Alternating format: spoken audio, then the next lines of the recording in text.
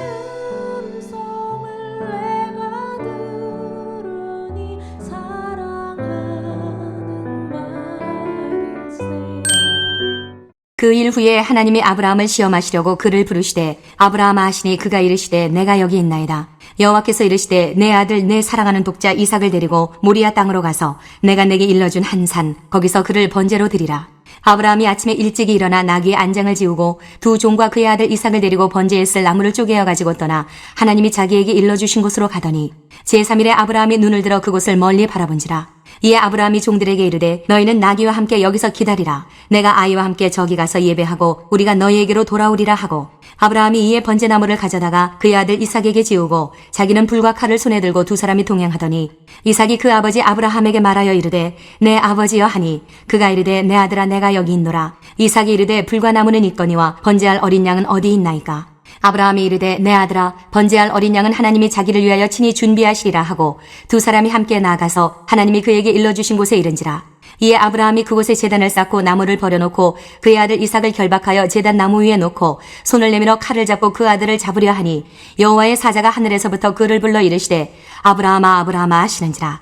아브라함이 이르되 내가 여기 있나이다 하매 사자가 이르시되 그 아이에게 내 손을 대지 말라. 그에게 아무 일도 하지 말라. 내가 내 아들 내 독자까지도 내게 아끼지 아니하였으니 내가 이제야 네가 하나님을 경외하는 줄을 아노라. 아브라함이 눈을 들어 살펴본즉 한 순양이 뒤에 있는데 뿔이 수풀에 걸려 있는지라. 아브라함이 가서 그 순양을 가져다가 아들을 대신하여 번제로 드렸더라.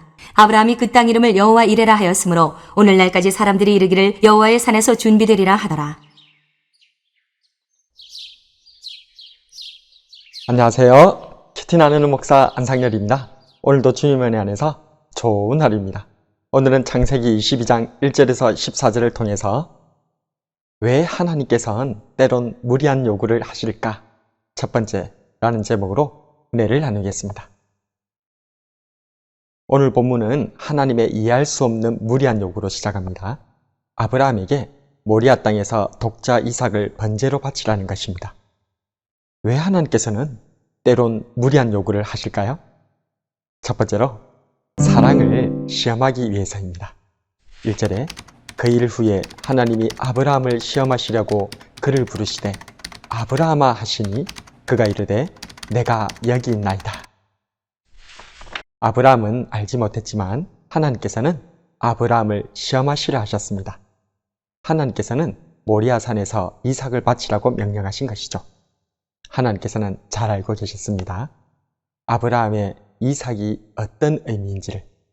그래서 2절에 하나님께서는 이삭에 대해서 이렇게 자세히 부연 설명하고 계십니다. 너의 아들, 너의 사랑, 너의 하나뿐인 독자 이삭이라고 말입니다. 지금 하나님께서는 아브라함에게 이렇게 묻고 계신 것입니다. 이삭보다 나를 더 사랑하느냐? 요한복음 21장 15절 이하에서도 부활하신 주님께서는 베드로에게 질문하십니다. 요한의 아들 시몬아, 네가 이 사람들보다 나를 더 사랑하느냐? 하나님은 사랑이십니다. 하나님께서는 사랑을 위해서 목숨을 버리시는 분이십니다. 이 말은 하나님에게 있어서 가장 중요한 문제는 사랑이라는 것입니다. 하나님께서는 타는 횃불로 쪼갠 고기 사이를 지나가시며 당신의 사랑을 보여주셨습니다.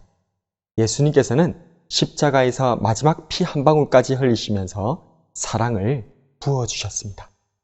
성령님께서는 말할 수 없는 탄식으로 지금도 나를 위해 사랑으로 기도하고 계십니다.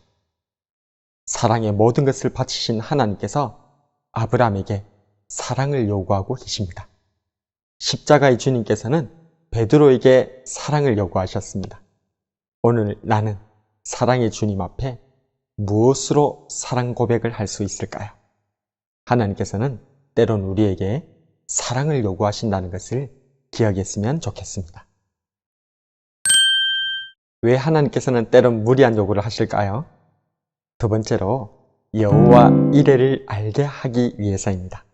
14절에 아브라함이 그 땅 이름을 여호와 이레라 하였으므로 오늘날까지 사람들이 이르기를 여호와의 산에서 준비되리라 하더라.